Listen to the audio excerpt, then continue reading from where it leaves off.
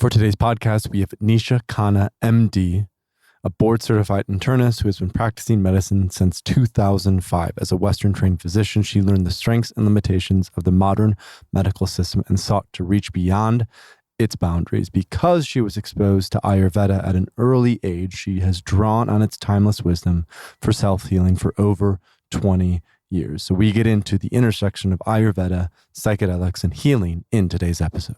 Welcome to the Third Wave Podcast. I'm your host, Paul Austin, here to bring you cutting-edge interviews with leading scientists, entrepreneurs, and medical professionals who are exploring how we can integrate psychedelics in an intentional and responsible way for both healing and transformation. It is my honor and privilege to bring you these episodes as you get deeper and deeper into why these medicines are so critical to the future of humanity. So let's go. And let's see what we can explore and learn together in this incredibly important time.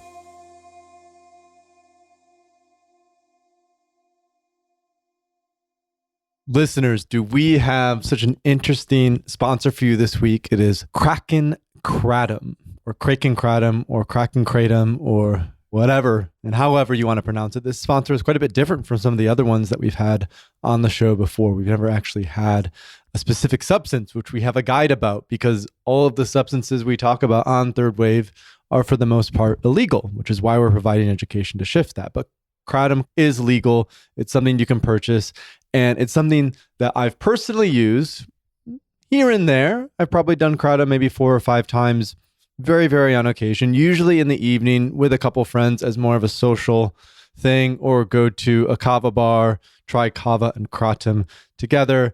And this week's sponsor is Kraken Kratom, who strives to deliver the highest quality, most thoroughly tested kratom products available, from powders to extracts to capsules and tablets.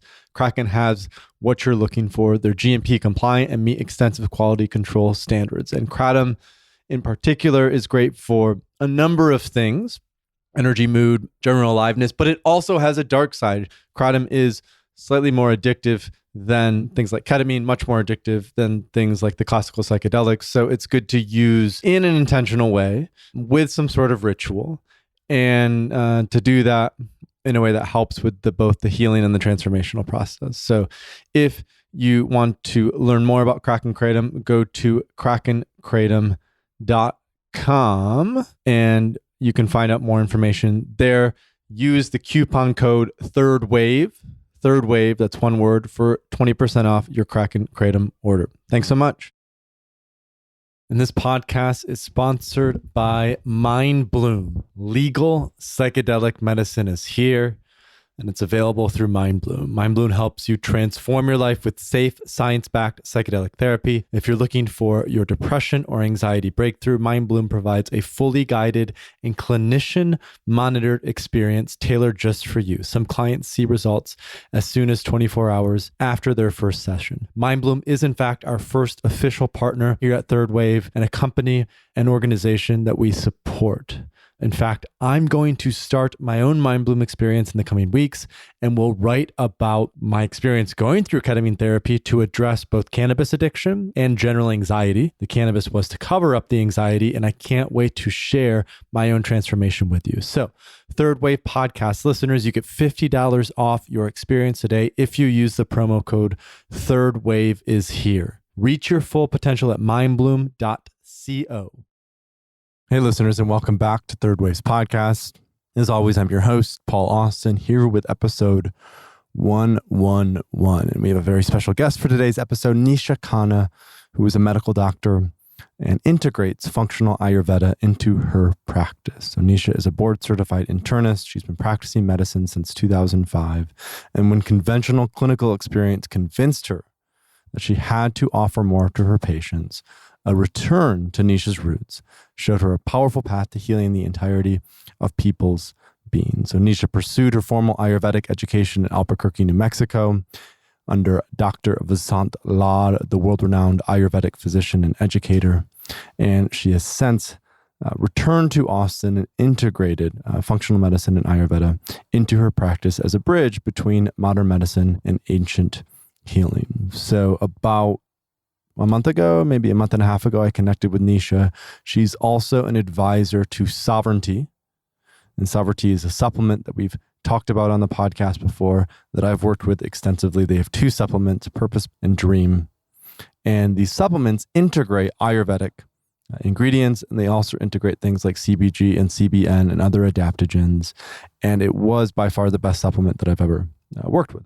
And so as part of our agreement with Sovereignty, we decided to have Nisha on the podcast to talk about what is the intersection between Ayurvedic medicine and psychedelics, and what commonalities do they share for the healing process.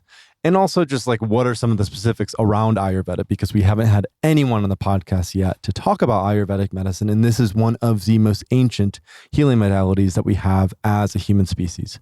Ayurveda has been going on for over 3,000 years. There's incredible, timeless wisdom within that practice. So what better than to have a board certified internist who's born in India, experienced with Ayurveda, also understands psychedelics, come on the podcast and talk about the intersecting worlds between all of that. So this was, as always, an incredibly insightful conversation. And if you're a healer, a therapist, or a doctor, or just someone who is, interested in continuing your healing journey, I think you're going to learn a lot in this episode about the potential of Ayurveda, the usefulness of Ayurveda, in particular, how it relates to someone's psychedelic journey as they're continuing to heal and transform. So without any further ado, I bring you Nisha Khanna.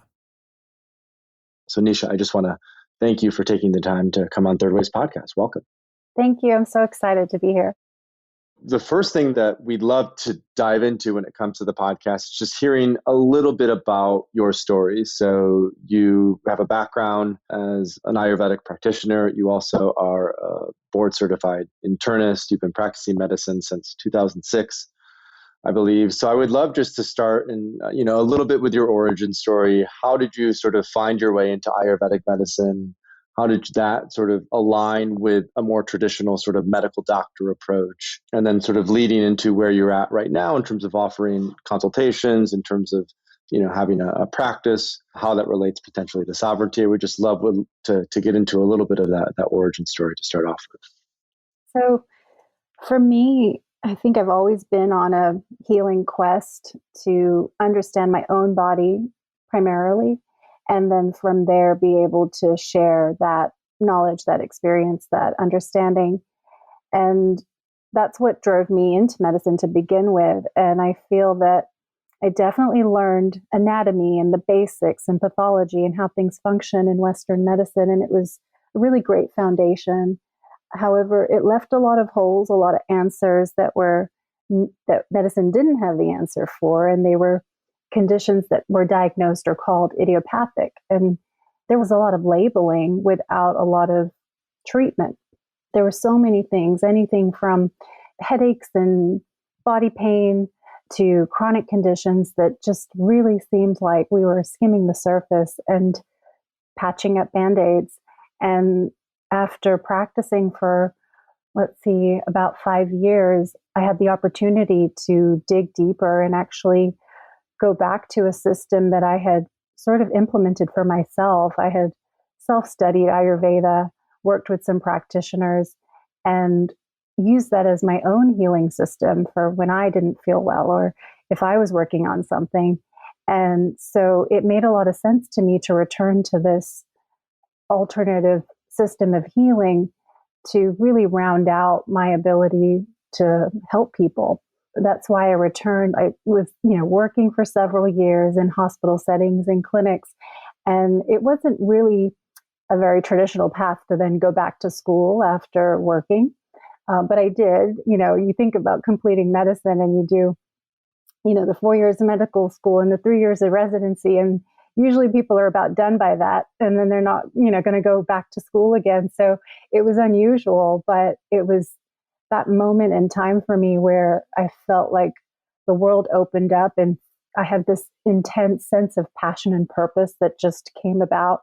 Whereas prior to that, I felt like I was wandering a bit, like I kind of was interested in this or that and kind of just really skimming the surface. But then it felt like so much alignment when I actually went to study Ayurveda, like, oh, wow, like that's the reason you're on the planet. That's the reason you're here, is to really embody this knowledge and be able to bring it forth and integrate it for people so that they don't have to necessarily choose, oh, I'm going to just go the traditional Western way, or I'm going to go completely holistic, but really be that bridge and be able to draw from both modalities and see what's needed when. So it really was a journey of passion for me, like to really find out what is that thing that lights me up and what is my purpose here and what's my, why am I here? What am I here to share? And so that's sort of the answer to your question, I think. And what was it about Ayurvedic medicine that created that alignment? What did you sort of, learn from it? What were sort of the insights? What helped to cement that path for you when it came to Ayurvedic?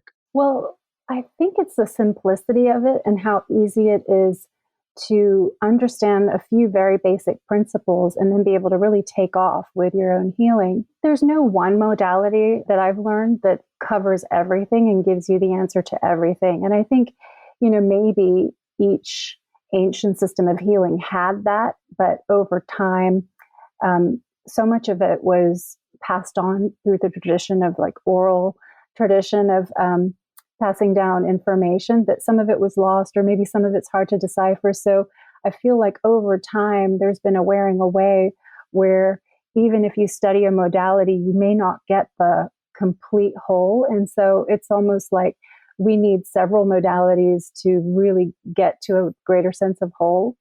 And so for me, Ayurveda helped fill in those gaps because it was providing another system, another framework of looking at things. And it was very much in alignment with nature. So we can look at ourselves as very much a part of the ecosystem that we're in. And I think having that holistic approach was so different than the segmentation of Western medicine that it was just very thrilling to have yet another piece of the puzzle. So a lot of our listeners, they either have no understanding of Ayurvedic medicine, or maybe they have sort of a passing understanding of psychedelic or of Ayurvedic medicine. We have yet to have a medical professional come on the show to talk about it. What's the basic 101 of how to understand, sort of get started with an Ayurvedic approach to healing and general wellness? So that's a good question. How do you break down this right, huge body of knowledge to like maybe a few quick sentences? Like what's the 3 to, if you can do it, what's a 3 to 5 minute, sort of, or even longer, but just sort of like, especially for people who are new to this, what are sort of the most important things for them to understand as to how it relates to, the more sort of Western way of healing or medicine? Okay, so there's this great sutra. So that's like a little rhyme or phrase from the ancient text that says, Sarvani Dravyani Panchabhutakani. And this means everything that you can perceive is composed of the 5 elements. And so every substance, whether that's a food, whether that's a plant, whether it's a person, whether it's the weather, whether it's the season, whether it's a crop, anything is composed of a ratio of these elements. And so those are ether, air, fire, water, earth. And so when we talk about those 3 constitutions you mentioned, they have a predominance in one of these elements. So whether that be air, fire, or earth. And it's easy to do a quick quiz online and find out what elements you're predominant in for your unique body mind type.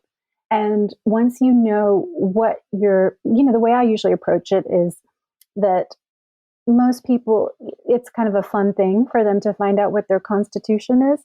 But what's more important is what imbalance are you manifesting? So I'll give you an example. So say someone's having anxiety or insomnia.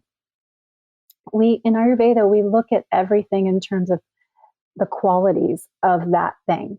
And so there's 10 pairs of opposites. So like light and heavy, or dry and moist, and so we look at everything in terms of opposites. And so when you apply this really basic principle in Ayurveda, which is like increases like and opposites balance, you can look at the qualities of a substance or an emotion or a thing and balance it with its opposite. And so I think that's probably the most important principle in Ayurveda. And so then going back to that example of anxiety and insomnia. So when you think about someone who's anxious, they're very much in their mind, right? So you think of this lighter quality versus kind of being in your body, which would be more heavy. And you think of mobility, right? Thoughts that race from one thing to the next. And maybe even a roughness where they're not really able to carry a thought forward. So there's a choppiness to it. And so let's say that anxiety has the qualities of mobility, rough, and light. So then what would you do to balance it? The opposites, right? So you do heavy, you do moist. And by moist in Ayurveda, it's actually more oily and kind of more unctuous, or the opposite of rough being kind of slimy, right? So then what activities have the qualities of heaviness and oiliness and slimy and moistness? And so if you think about food, then you would eat foods that were maybe root vegetables that were cooked in this warm, soupy, stewy fashion with healthy fats. The tendency, however, is that if someone is imbalanced, there is the tendency to be craving activities and foods that drive you out of imbalance. And so that person who's anxious and having insomnia is more likely to be drawn to eating popcorn and crackers and crudité. It's almost like they propagate their own issue because they're doing like increases like versus opposites balance. And so if that person were to try to slow down, balance that mobility, so have less things going on, not be multitasking, just really focus on one activity at a time, try to get into some meditative practice, whether it's meditating throughout their day by just being present to each moment, or whether it's, being really kind of attending to one thing at a time. And eating the foods like I described, like warm cooked, soupy, healthy fats, avocados, things that are just heavier. Nuts, seeds are heavier, even like proteins, whether that be meat protein or other plant-based proteins. And so they're going to be able to balance their imbalance. It's just a bit of a conundrum oftentimes, because when you're craving the thing that drives you further away from balance, unless you know these principles to use the opposite to balance, you're going to just be stuck. And so oftentimes I see patients who are anxious and having insomnia, but they're raw vegans, and that's really not supportive to them. And, it may be something that they can do in the future, but it's not good for that individual with that current pathology. So does that make sense? Yeah, and I think the question that comes up for me then is, how do you train an intuition to come back into balance? So in other words, if you have someone who is more anxious prone and they are a raw vegan diet, why are they choosing to be raw vegan rather than maybe having the sort of intuitive understanding that I need something that's a little heavier, a little more nourishing, a little more sustenance? Because it feels like anything that distracts you from that intuition or pulls you out of that intuition in terms of how to eat, how to take care of yourself, feels like an element, it feels pathological, or it comes from some sort of trauma in itself. So how do you sort of perceive that cultivation of the inner knowing, so that when you start to work with clients, they can make better and better decisions for themselves as they're sort of becoming closer to balance again?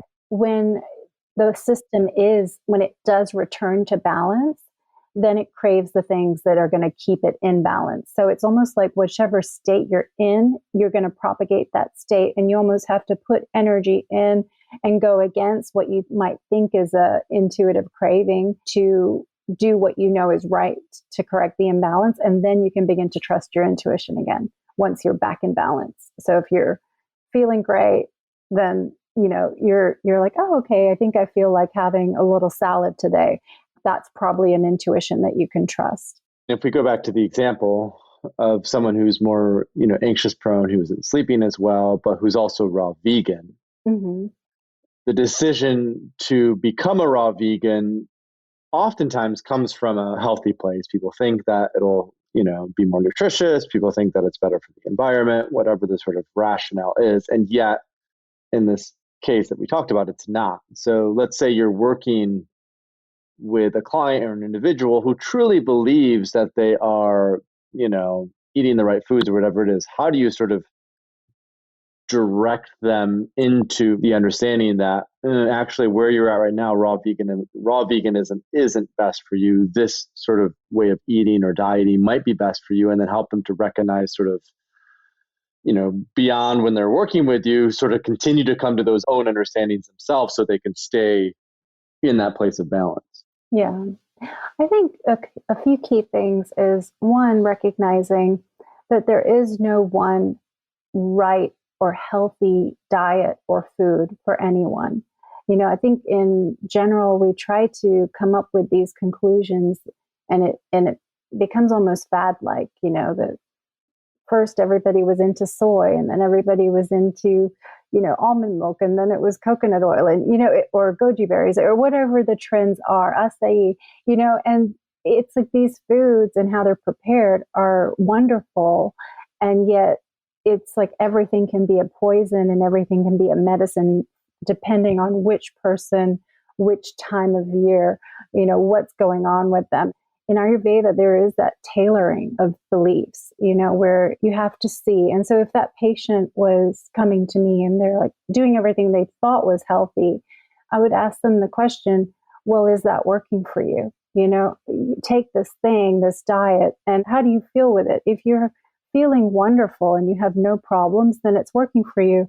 But if it's not working for you, then something needs to change, because that thing may not be wonderful for you.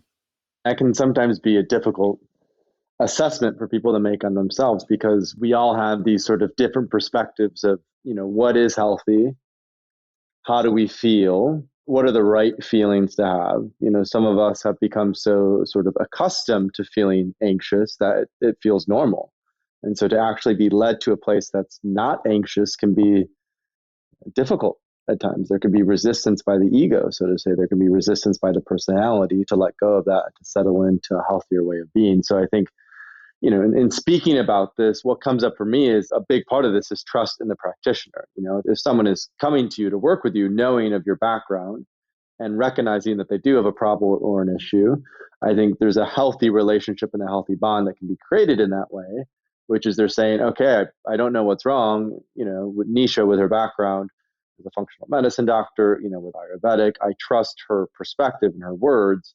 And so I'm going to sort of follow her lead on this and work with her in that way. And I think this in some ways has a lot of overlap with even, something like psychedelics, for example, where so much of a psychedelic experience is about set and setting. And when you sort of go into, let's say, a mushroom experience with a guide, you don't know what's going to be on the other end of that because you've never tried mushrooms before. But the guide has been there, sort of understands the flavor and the nuances of the experience, and can ensure that it goes safe, that it goes well, that they can hold your hand through that process, even if there's a lot of sort of unknowns or uncertainty for you in moving through the healing with whether it's psychedelics or whether it's with an Ayurvedic medicine or whatever the sort of catalyst or thing is that you use to help the healing process. Right. That's such a great analogy. I think a big part of it is the energy of that you hold when you're with that patient on that first visit, so whether you're a psychedelic spiritual guide or you're working with them as a healing practitioner, everything is in your energy and how you see the patient. When I work with someone and they come to my office, I'm completely present with them and I'm holding them in their highest self light. I actually, when I'm looking at them, I'm seeing kind of their light grid around them and holding them in their highest energy. And that's that heart connection that inspires trust, because, otherwise there's so many unknowns, and you're meeting somebody for the first time, the words that you say, even though you might have a great explanation, yes, it's important to explain the why, but so much of it is just that sense and that feeling in someone else's presence. And I think that's a big part of it. And, if you can just hold that person in enough trust with you, then it's kind of amazing because small shifts can go very far. I'm very sensitive in terms of like knowing where people are and empathically sort of understanding their facial expressions and things like that. That in the first visit, I'm able to really tune in. It's kind of amazing because it might just be a slight leap in faith to trust you.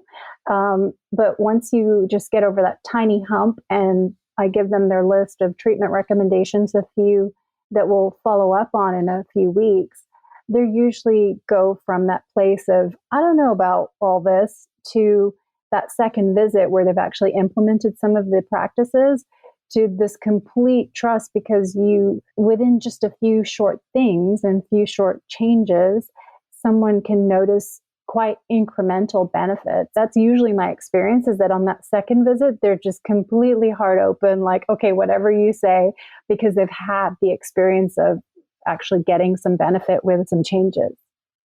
And a lot of it then, like you said, is holding that non-judgmental space, is helping people to feel safe in that, because personal health and diet changes and new supplements and, you know, all of these things, many of us have gone through many iterations of it. And, you know, this didn't work or this didn't work or this didn't work. So a lot of us have sort of lost trust in doctors or the medical establishment or whatever it is. And so I think that even sort of amplifies then the importance of, you know, you as the practitioner.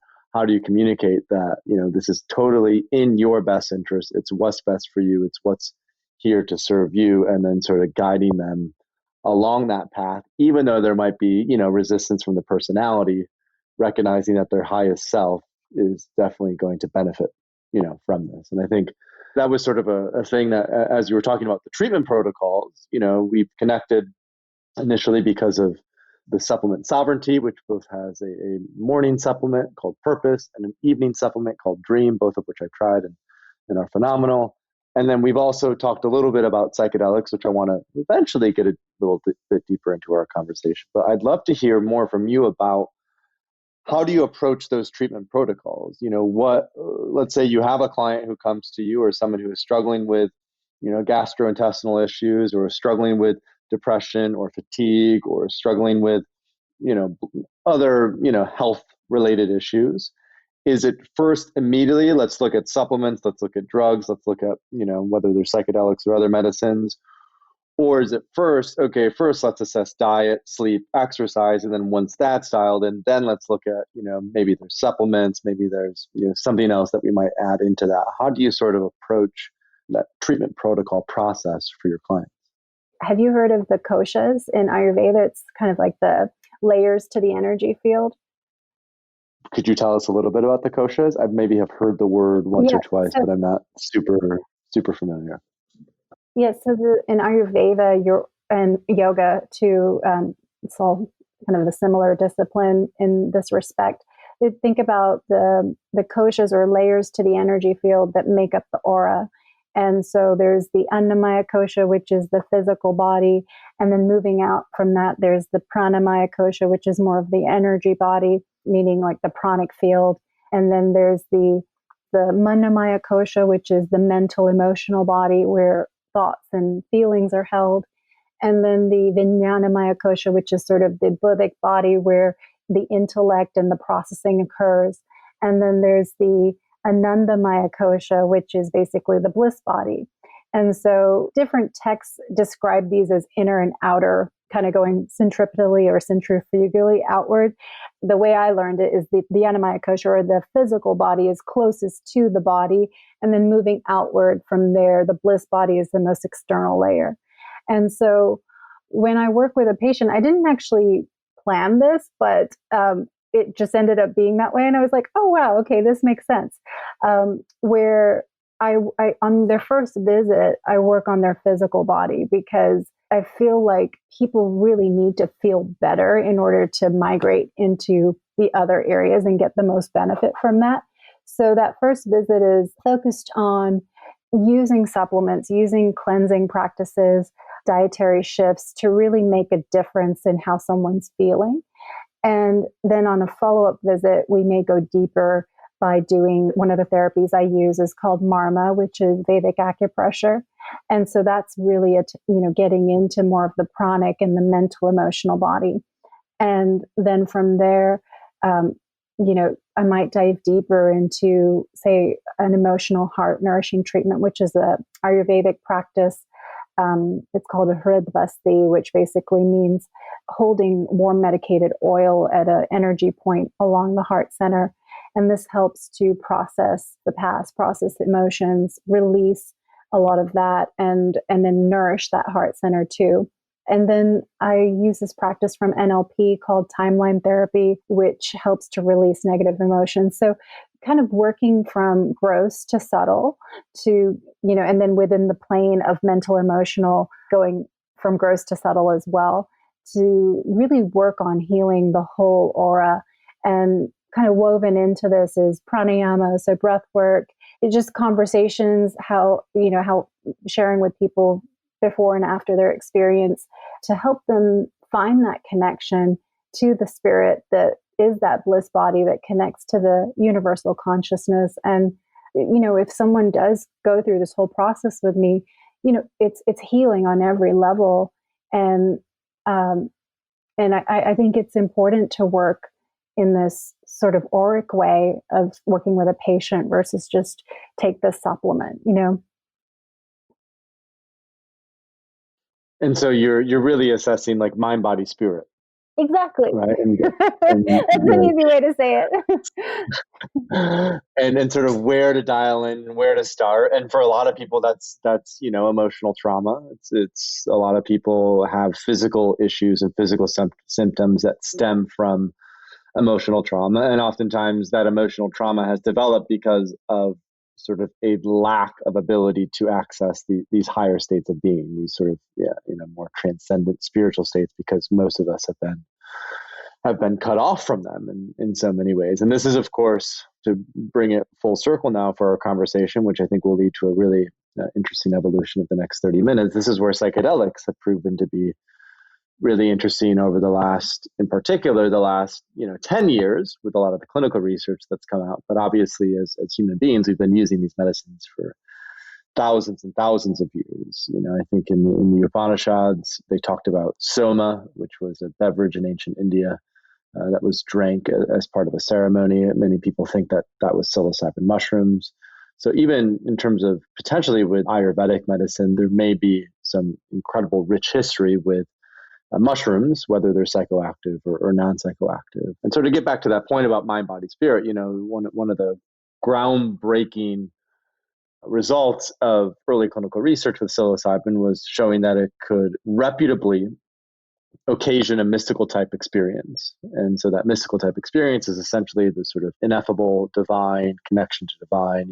It's almost impossible to explain. There's a beautiful, noetic quality to it, except people see God, people experience God, people become God, whatever you want to call it. And in normal everyday sort of life, about 1% of people have spontaneous mystical experiences, but they showed that with psilocybin, it could be upwards of 80% of people who could have a mystical experience through psilocybin. So all that is to say then, like when we're looking at an Ayurvedic practice, when we're looking at, the healing process, holding people to their highest self, helping them to let go and surrender negative emotions, ensuring that they're making better decisions as it relates to the food that they're eating, the exercise that they're getting. What role, from your perspective, might something like psychedelics play in that healing process? I mean, I think they're really profound in the whole process. And I would say that it's probably a really great idea to work on the physical layer, like I described, whether it's cleansing the body or, balancing out some supplement deficiencies, mineral deficiencies, whether that's magnesium or using adaptogens. And you want to be in a strong place where you're also able to achieve those subtler states without having negative repercussions, because a lot of the foods in the common, like standard American diet, are very dense. And in Ayurveda, we see psychedelics as bringing you more into the etheric space. So bringing more of that ether quality into the body.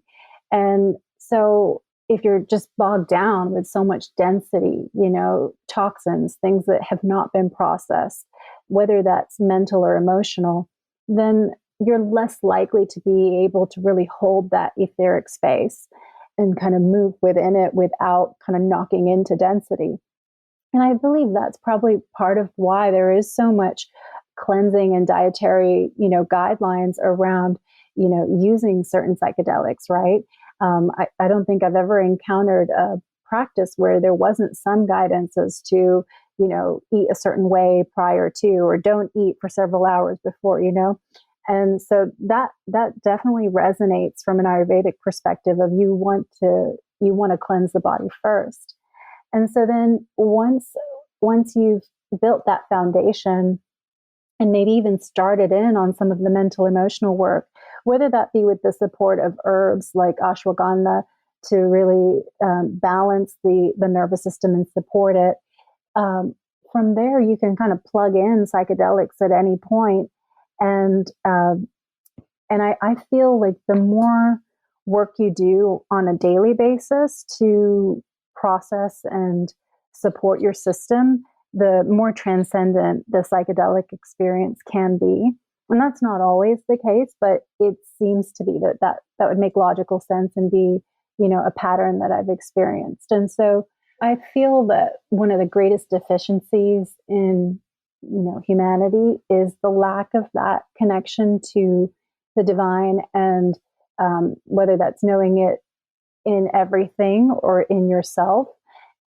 It's almost like that's the root cause of disease, and I feel like the negative emotions that we experience are a result of the lack of this knowing and kind of holding that knowing, where it's not just something that you tap into once a year or a couple times a year or if ever, but that you actually hold it multiple times throughout the day, if not a steady state of inner knowing. And so in Ayurveda, we say that the body is crystallized mind, and the mind is essentially crystallized spirit, So if your spirit is not feeling connected and is not feeling its divinity, then it's going to lead to mental pathology, emotional pathology, and then physical pathology. So I think that whatever it takes, and it, like you said, having a spontaneous spiritual experience, not everyone has access to that. And our kind of current society isn't really conducive to that either. When you think about the lives that most people lead, which are just so full and there's very little kind of inherent presence, you kind of get what you start with, right? So if you're not going to be in a conducive place to having these spontaneous spiritual experiences if you're never present during the day, because there's just so much going on mentally or physically. Being able to really tune into an experience through psychedelics is so important for people because it's an access point. And I think, done in the correct setting with the correct guidance, it can be a really profound place to reverse disease and to really establish almost like a memory for people to tune back into. So even if they're not having that experience again, they can tune into the memory of it and relive it and almost have an access point to that divine gate. And I think really ultimately that's the root of disease, and that's also the way back to health.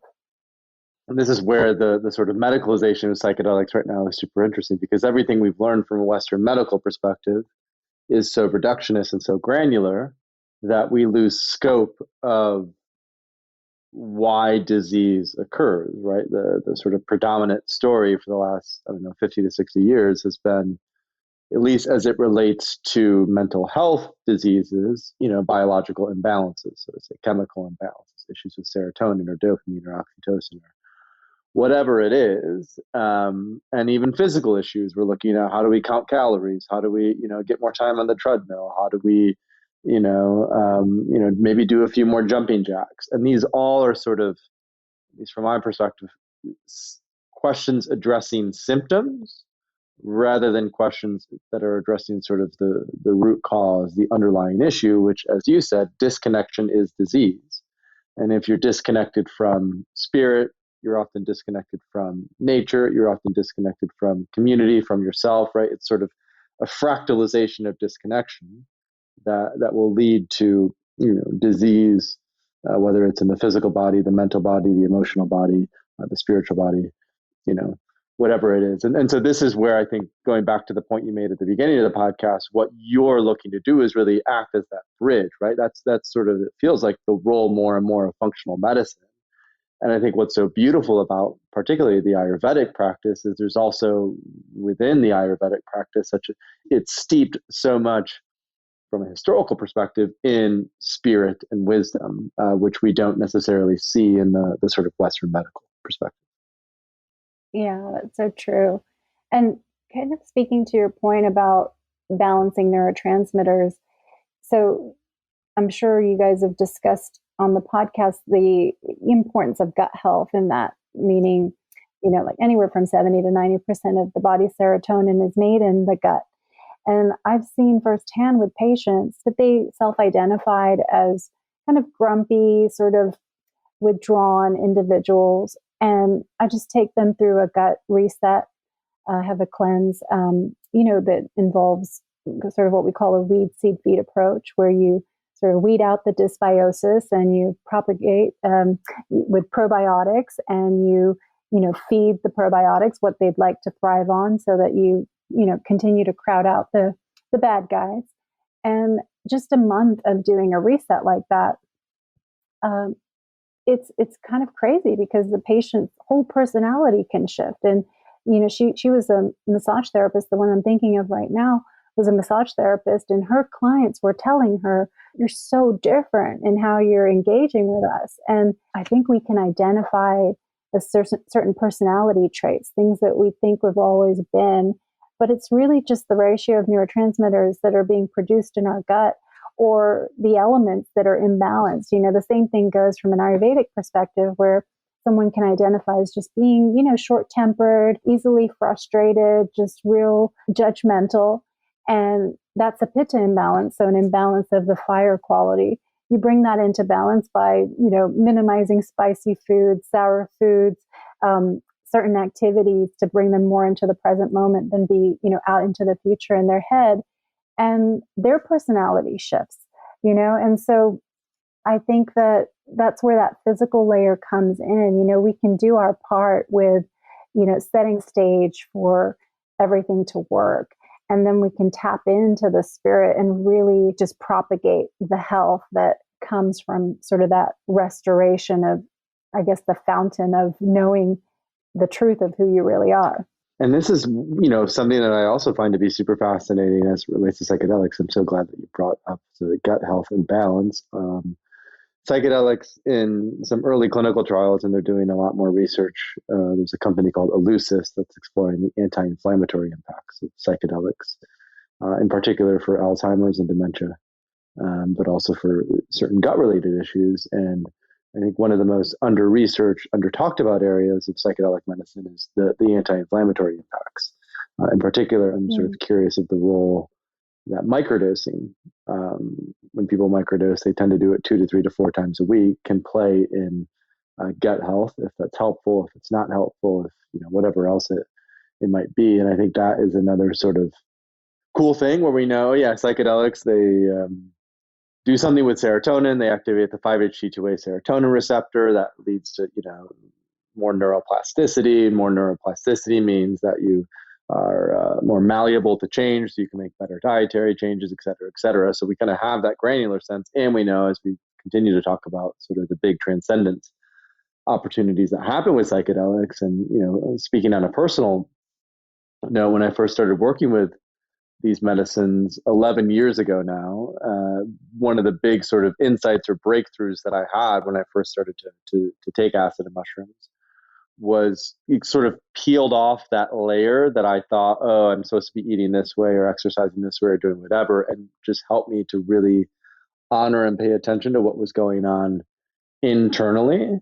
And a huge part of that was, switching to, basically a paleo-esque diet to reduce inflammation, to ensure that I was more alive, that I was more active, switching to much more of a functional exercise approach. I was doing CrossFit at the time because that was the most sort of commonly known one. But there were so many sort of downstream shifts and effects that were specifically from those early transcendent experiences that I had with psychedelics.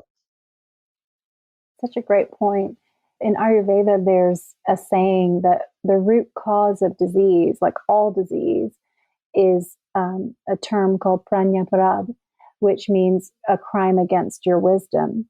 And so, sort of linking back to what you talked about at the beginning regarding intuition and eating intuitively or making intuitive choices for your life, it's if someone is able to get better in tune with what they actually need, the amounts and the qualities of what they're eating, as well as the thing itself, then that's the route to that's one of the pathways back to health. And I think one of the problems that I see so often and biggest blocks encountered with patients is that very resistance. It's a resistance to change, or it's a resistance to doing something that maybe they know is good for them, but repetitively do the opposite.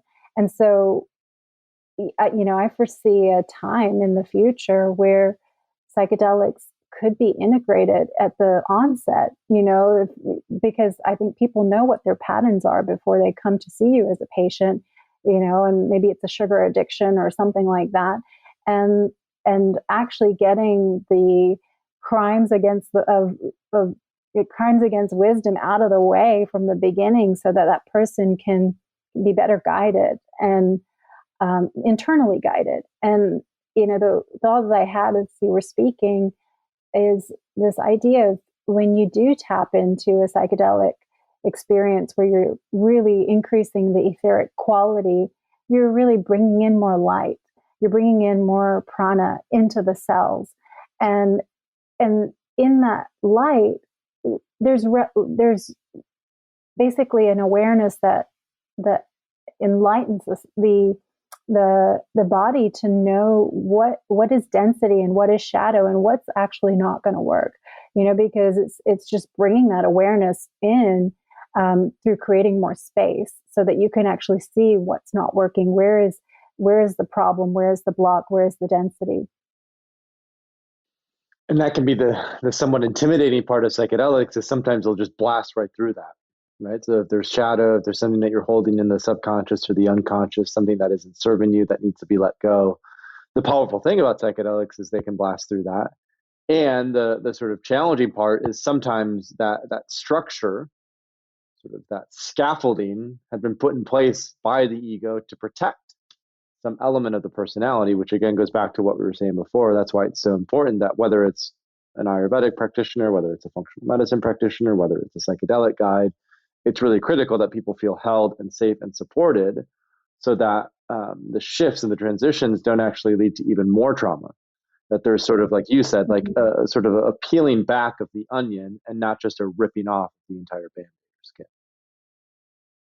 Yeah, I definitely think there has to be process around it, and used judiciously, not as an escape, but as a tool to build more awareness and to build more awakening, and bringing more health to the system. So you have to actually see what was the result, because I think there can be a tendency to dip in and experience something and not fully process it, and then just dip in again. And I don't think that serves the individual. I think that probably creates more damage, because, when you are creating more space and more tapping into ether and the universal consciousness grid more often, there's a lot out there. There's, a lot of positive and a lot of negative. And if you don't know how to discriminate and decipher what's actually serving you, then you can really end up in a worse position than you started. That's why the tortoise versus the hare sort of fable always comes back, right? There's especially in the psychedelic space been a big surge of interest in 5-MeO-DMT, which is Bufo, the toad, which just shoots you into unity consciousness just immediately. And it's so attractive to so many people because they get to experience unity consciousness, they get to experience God, but it feels much more like the hare than the tortoise approach, because you jet up right into it, but sometimes you don't actually have the necessary structures in place to fully integrate. And that's where, for anyone who's listening to this, starting with something like MDMA therapy to deal with trauma is a great starting point first, and then looking at the other substances beyond that. So one last thing, Nisha, that I wanted to dive into before we wrap up the podcast is sovereignty, because that's, how we were initially connected, and we mentioned it here and there, but I'd love to just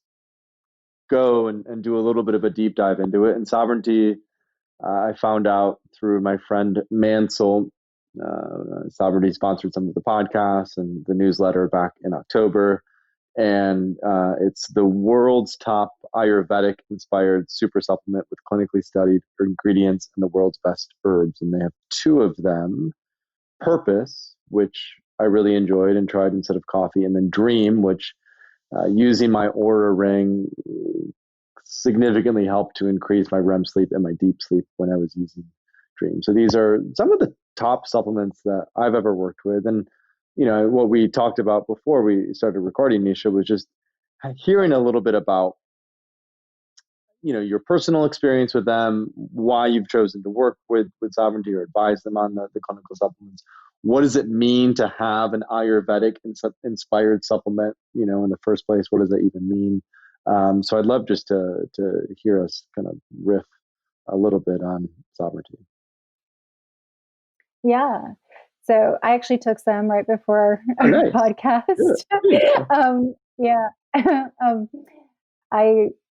It's funny because we're talking about psychedelics, and their Purpose formula actually sends me into that bliss state where I just spontaneously want to sing and create and feel all powerful and all loving. And it's, I think it really depends on your individual constitution and, where you start. It can create incredible focus and a sense of bliss. And I think that occurs in most people. But for me, it's really nice to have just be able to dip into that whenever I feel like I want to, by taking their drink Purpose in the morning. I don't know. Do you ever have that experience of just like bliss and just feeling so happy? When I was first doing it, I, basically cut out coffee. I was drinking this other thing called Magic Wine and just had that. And it was definitely, I remember texting Menzel and being like, this feels like I'm microdosing. It has a very similar feeling to like a microdose of LSD or a microdose of mushrooms, because it definitely has sort of a mood boost, euphoric sort of sense to it. There's really great energy. The energy is super clean. It's not jagged like coffee. And like you said, just like more social, more willing to open, more willing to connect. There's just sort of this really beautiful, natural energy that comes with it that I hadn't really experienced with another supplement. And then with Dream, when taken in the evenings, I've tried everything, right? I've tried, I usually take magnesium, natural calm before bed most evenings. I wear blue light blocking sunglasses. I've now started to lay on a Shakti mat, which is like an acupressure mat. So I really go all out for my sleep. And in particular, Dream was by far the best supplement that I've used. And I think one thing that I was curious to hear a little bit more on, knowing that we were doing this interview, was I had never seen CBN and CBG before, and still like have a fairly, I would say, I'm not that familiar at all with the two. So if you could, for our listeners, just like explain a little bit about, as much as because it is fairly complex, sort of the formulation, so to say, of Sovereignty, and how, like, I know there's Ayurvedic herbs that are included in it, and then there's sort of CBG, CBN. If you could just give us sort of an overview of what they've included and what your familiarity is with it. And in particular, I'm really curious about CBG and CBN, if you know anything about those two compounds, because for cannabis and hemp, we know a lot about obviously THC and CBD, but we're now discovering more and more cannabinoids, and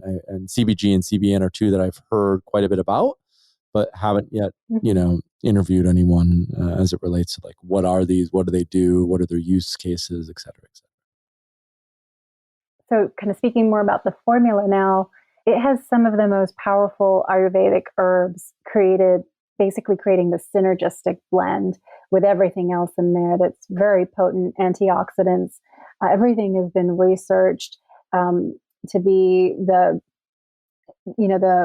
utmost in each category. And so things like, in terms of antioxidants, things like resveratrol has a lot of research behind it for its potent antioxidant activity.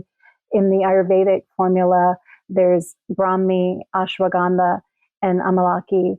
And these, amalaki is kind of like the most potent vitamin C available, in a plant form, and much more potent than kind of your just standard doses of vitamin C. And we know vitamin C is a very potent antioxidant. The same for Brahmi, but it also is anxiolytic and kind of brain regenerative, increasing BDNF, which is brain neurotropic growth factor. And so, and then there's ashwagandha, which has a lot of research behind it too, which is, one of the most well-studied adaptogens, which is also a nervine, which basically supports and rejuvenates the nervous system. And so in terms of the CBD, CBG, CBN, the CBG has been studied to have, and as well as the, kind of other effects on the endocannabinoid system. It's also anxiolytic and muscle relaxing. And so there's some research with also in terms of its antioxidant quality. So in essence, they've created this blend that they've tested through biofeedback to kind of get the most optimal response. So it's not just, researchers in a lab like picking this dose or that dose. It's actually looking at biofeedback on the body to see like, this amount of this herb and this amount of this antioxidant and this amount of this CBD put all together, this is what creates the most aligned response in the chakras and sleep and energy and focus. And so I think that's why it's so powerful and can really stimulate that microdosing effect, because it's synergy and it's popping up alignment in all these places that you couldn't really put. And, you really couldn't get that result with just looking at something as an isolated compound in the lab. So does that help answer about the formula? Totally. And I think the name sovereignty is also, it's super powerful and super strong. I mean, I'd be curious just to hear you riff on this a little bit. What does sovereignty mean to you in particular from, a health and wellness and functional medicine perspective? Yeah. So sovereignty is really being able to choose what you want and feel like you don't have any obstacles towards getting it. You're coming from this really empowered, sovereign place to create your life as you choose. And I feel like the biggest issue in health is that we feel blocked and we feel incapacitated. And, we might start off with maybe not feeling good enough or not having, enough self-worth or confidence or whatever. But in time, that same feeling can become paralytic in other ways where now, okay, maybe we can't walk very well because our knee hurts, or we don't get enough sleep. So, okay, we don't have enough energy to actually create what we want in our day. When I think of sovereignty, it's really a reclaiming of your mental, emotional, spiritual, physical health so that you can be fully aligned to and open and empowered to pursue your joy, share your bliss, and really put your gifts out there. I think that's a beautiful way to end this. This is why healing, psychedelics, Ayurvedic medicine, any path that involves these things, it's a lot about freedom. It's a lot about the ability to choose, the ability to, be happy, the ability to feel free, and the ability to create, have sovereignty over our creations and what it is that we want to do with this. So Nisha, I appreciate you popping in and, hopping on the podcast for an hour, sharing so much of your story, sharing so much about, Ayurvedic medicine and I think that intersection with psychedelic medicine and a little bit about sovereignty as well. It really has been such an honor to have you on the show. And I'd love if you could just, for any listeners who want to find out more about your work, where could they, whether it's a website or social, where's the best place to connect with you to learn more? Yeah, sure. So my website's just my name. It's nishakhanna.md.com.